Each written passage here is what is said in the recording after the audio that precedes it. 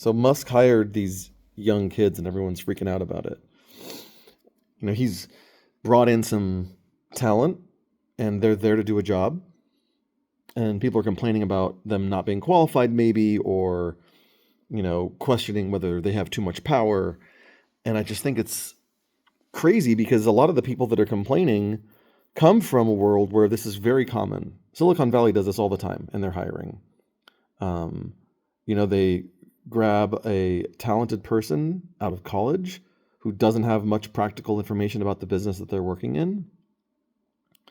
And they've yet proven to be problem solvers, very focused, very hardworking, deliver results, and are quick studies. And so that's enough to bring them in, give them a chance, and set them to work on a tough problem and see what they come up with. And there's nothing wrong with that. That's very common in Silicon Valley.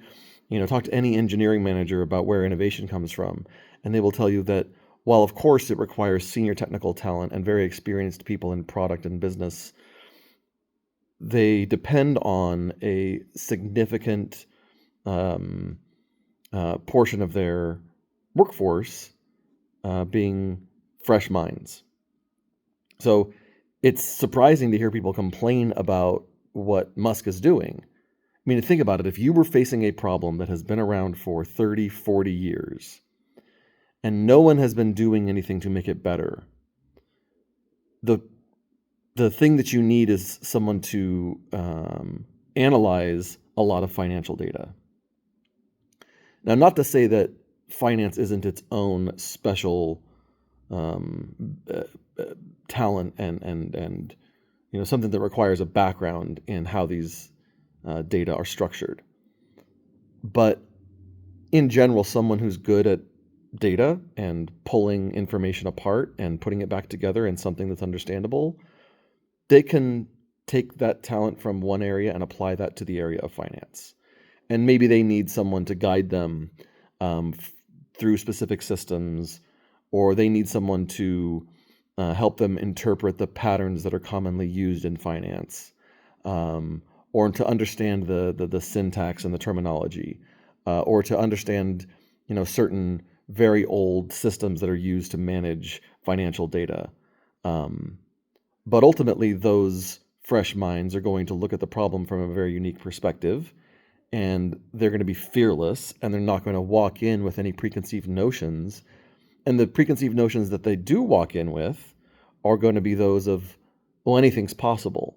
They've solved problems their own way with creative solutions for a long time through college, and some of these kids that, call them kids, I mean, they're in their 20s, but they are award-winning scientists who found solutions no one else could find.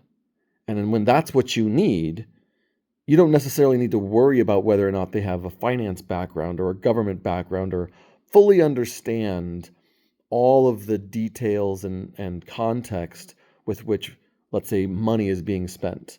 There are going to be people who evaluate that information. And I'm certain that this group of young people that Elon Musk has brought in are not there to make final decisions. They are there to surface information, to pick through the cobwebs, find the money, follow the money, and surface that to people who are going to make decisions. And I think it is a very common thing for a leader to come into a problem space, like Elon Musk is when he comes into the Treasury and to organizations like USAID, and needs to get answers and is looking for analysts who are going to help him get those answers, and wants to bring his own people, wants to bring people he can trust, who have been vetted from the way that he does work, and are not coming from some other pre-existing bias around why certain financial situations exist, or the way that things are organized, and sort of accepting the outcome of a system as being true.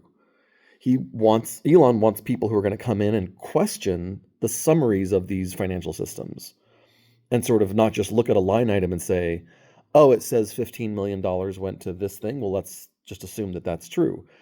He wants very detail-oriented, curious, young, fresh minds who challenge assumptions, who can create their own technological solutions, who can pull apart information and put it back together so that he can see the actual facts and not have analysts that are coming in with preconceived notions about the way that things work.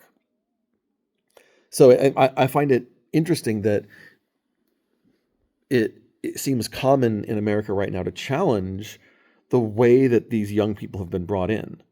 And I wish that people from very big, successful technology companies would speak up and explain how common it is actually to bring in fresh minds from college, fresh minds who are just a year or two out of college, give them very challenging problems, put them on a team where they have support and structure from people who know the industry, let's say, right? Know government spending a bit to give them a little bit of guidance, as I said before.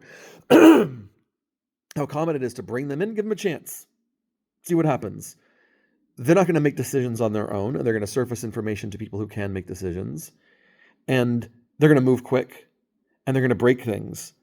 And that when you have a big problem or a ball of worms, as Elon calls it, sometimes you need to get in there and not be so afraid of maybe upsetting the apple cart. And you've got to get in there and be willing to maybe break a few things, because the problem is so big and so bad that we've been paralyzed. You know, a business leader will come into an organization that needs help, and they will tell the CEO and the board of directors, look, I'll do this, but you got to give me some freedom, because clearly what's been going on hasn't been working. So let me have a shot at doing it my way. Now, hopefully that leader comes in with enough respect of the existing organization to say, look, things have been going pretty well, but I'm going to just fix these couple of things. But that's not the situation with USAID and probably a lot of the government spending that we've been seeing for half a century. It is not succeeding.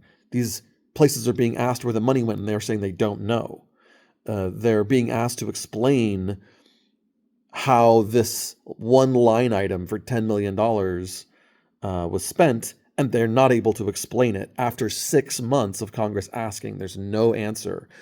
Congress people are invited into a sealed off room where they can't take pictures, cannot take recordings, and they're being filmed the whole time as they review paper documents and sometimes electronic documents. And they're supposed to analyze and come up with assessments themselves after waiting for 6 months for the organization to just give them the information that they need. When you walk into an organization that's that bad, it makes sense that you would be willing to take a few risks and allow a few things to be shaken up and some boats to be rocked. I think anyone would agree that if your options were keep going the way we've been going, or to solve the problem, bring in financial analysts we already have, or bring in your own loyal people with no bias, it makes a ton of sense that Elon brought these folks in. And again, I'll just reference back to the way that successful, innovative technology companies in America and across the world are operating right now. They're not afraid of creating a couple of problems in order to solve a big problem. They want that shot in the arm that is young talent, fresh out of college with fresh ideas, who have proven themselves to be problem solvers in a certain space of interpreting large amounts of data, who are very effective at working independently and don't need huge, 100-person teams to solve problems, who are okay being honest about what they don't know, who are going to find things that don't make sense, be curious about them, dig into them, surface that information to, I'm sure, someone else on Elon's team, like a director level person, who could then make the call as to whether to bring in more people to dive into that problem. Maybe they identify that it's not a problem. Maybe they need more people to analyze the data or a more complex system to dive into it. But you put those curious people with autonomy on the problem and you get out of their way. and you see what happens.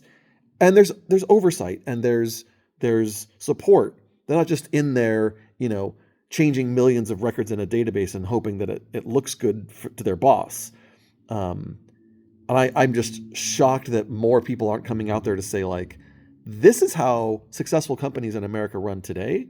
And I don't see any reason why there should be questions put to Elon Musk about why he would be bringing these young people in, or why they would make assumptions that they're going to be put in a position where they could do a ton of damage. The people who are going to do the damage are the president and Congress and the Senate. They're going to be the ones making the ultimate decisions, as it should be. These huge bureaucratic organizations like USAID, who only answer to inspectors general, and those inspectors general are placating Congress for 6 months at a time, and then at the end of it still not deciding to help them or answer the question or do the investigation, because it's ultimately up to those IGs.